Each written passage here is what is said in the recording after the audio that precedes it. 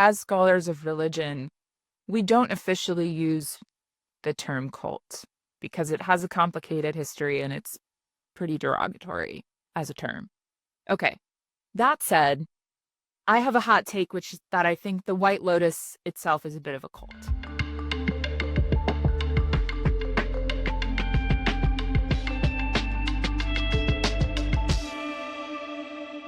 Hi, I'm Jonathan Gold. I'm an expert on Buddhism at Princeton.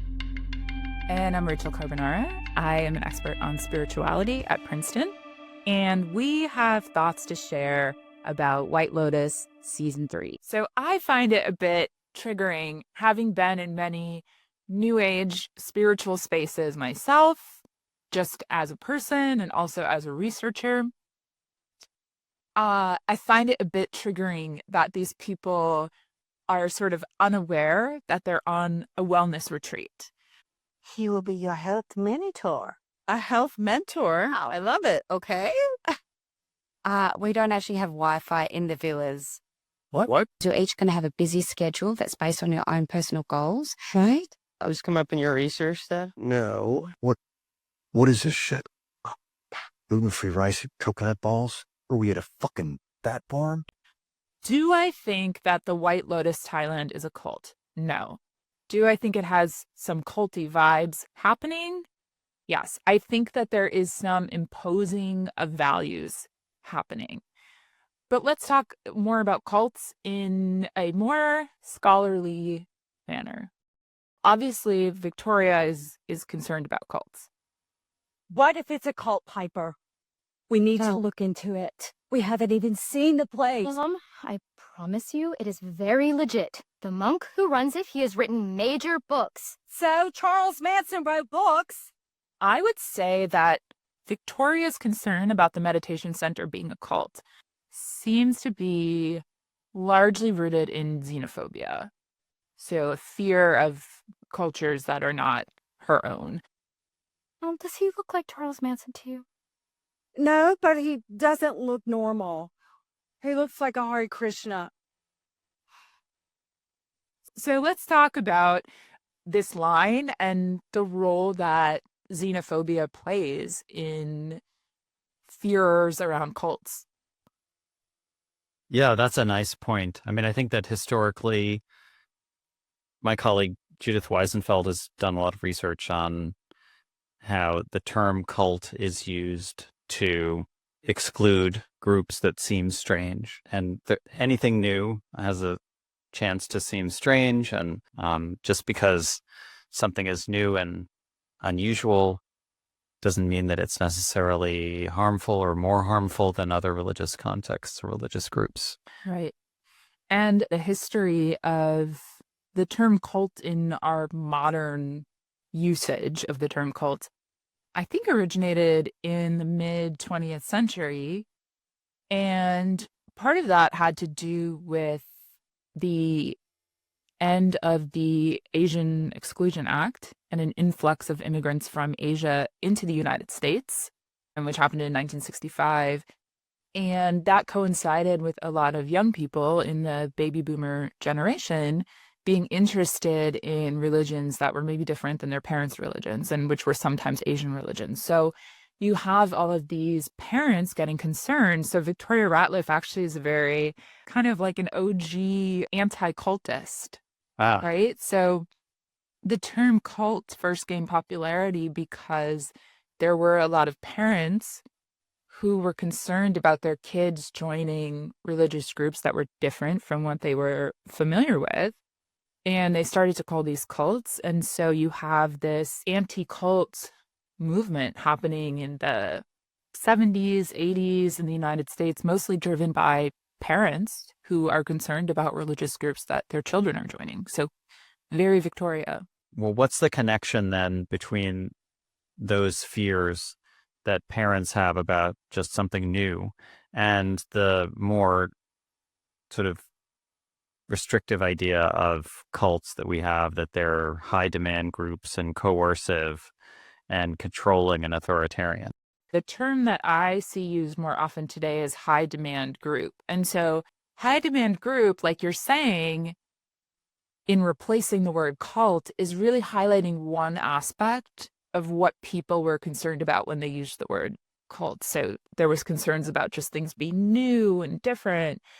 But one of the concerns was that they were overly controlling. And parents who were concerned about so-called cults started to use the term brainwashing to describe what was going on with their children who were in these new religious groups, new religious movements, we often call them as scholars of religion. And so parents who were leading this anti-cult movement started using the term brainwashing in the 1970s, and they got the term from a book that was written about the treatment of American prisoners of war in Korea during the Korean War. Oh, right.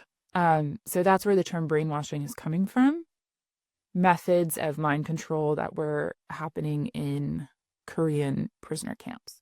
I think it's useful to make a distinction, like you're making, between the worry about your child that they're going to have new views, and another view, which is that the people that they're meeting out there are going to somehow entrap them and prevent them from leaving and not feed them properly, and then do some kind of hypnotic work on them that makes it that they're no longer free to make their own choices mentally. And that's, I think, what we most associate now with the term cult.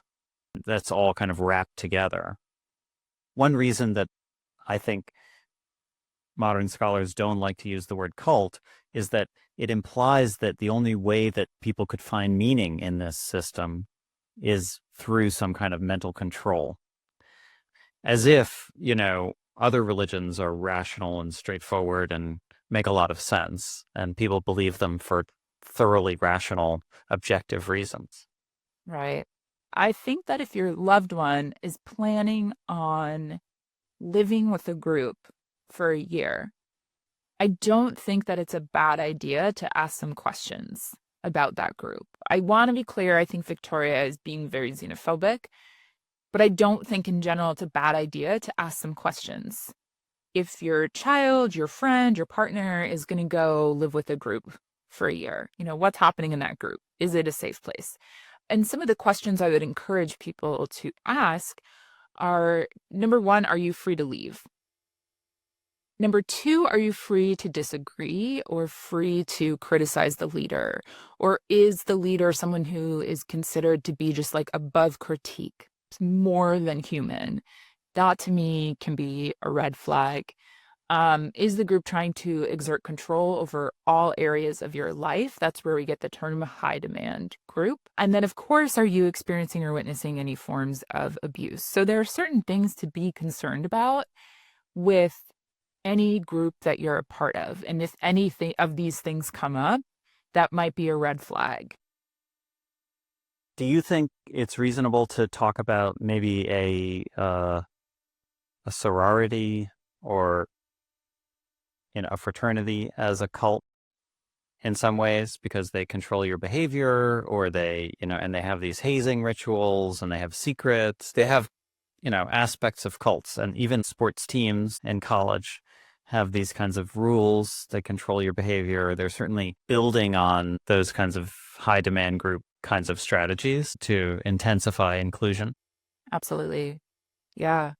I think there are many types of groups and organizations that feel very normal and typical to us that could be defined as a cult. Am I saying it's a cult? I'm not going to say that any of the things you mentioned are cults. I'm not going to say that anything in general is a cult, except for the fact that I find the vibe of the sneak attack wellness program at White Lotus to be a bit culty. Other than that, I'm not going to say anything is a cult. But yeah, I think it's a spectrum, right? How much control is happening? To what extent is your thinking being controlled? And there's usually not a very clear boundary between I'm thinking for myself and my thinking is being controlled, right? None of us are ever fully 100% just thinking for ourselves. We're always being influenced. We're always being told how to think by various forces and groups and people and teachers around us. to what extent is your life being controlled? For most of us, there are always going to be a number of things that are controlling our lives in all kinds of ways, right? So it's never really a black and white. It's such a spectrum. I think that's really important to notice, is that really what we're talking about is how you feel about the degree of control that you have for your own thinking.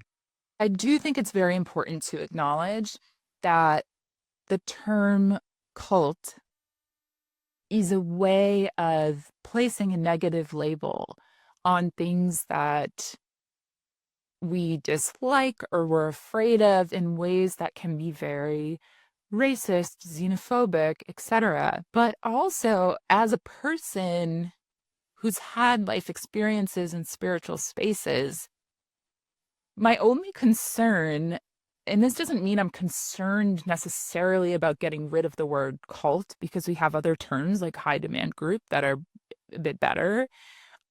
But my concern is I don't want us to say, as scholars of religion, right, we don't make evaluative judgments about whether religious groups are good or bad.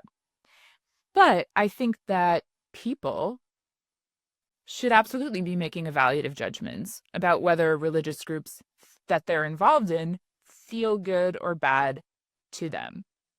And I wouldn't want to encourage, especially young women, to think, because I think this is something that I fell into when I was younger. I felt that I needed to be open-minded to everything, and that if I had a negative evaluation of a group, that was me being judgmental, and I had to fix that. No. I agree with that. That's really good. Sometimes if something feels strange and scary, it's because you have a prejudice going on towards it. Sometimes if something feels strange and scary, it's not about prejudice. It's because the thing actually is legitimately scary. Yeah, that's a really nice point. So to come back to the culty character of the White Lotus, the sort of under the radar wellness program, the way I read that is that it's just such a sign of how self-involved they are. And so Piper is just a liar and got her family to go to this resort that happens to be near the monastery for that reason, and didn't matter to her. It was close by, it was luxurious. Fine, let's just go there. The three women who are the three friends, they probably knew that it was a wellness thing, but it wasn't why they were going. They were going to hang out with each other. So they were like, ooh, it's even more wellnessy than I thought. And then the same is true for Rick. He's trying to find out about his father and what happened to his father. And he doesn't care what kind of a hotel it is. He's there because of the current owner of the hotel. It has nothing to do with what they're doing there. So all of these people are there in a way under false pretenses. So to think that it's the vibe of the place that's responsible, I don't know. Okay. So I'm saying the fact that they don't know that it's a wellness center is a reflection of the center being a little sneaky about their wellness program.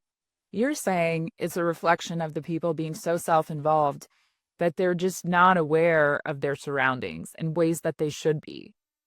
Right. I think that's a fair read.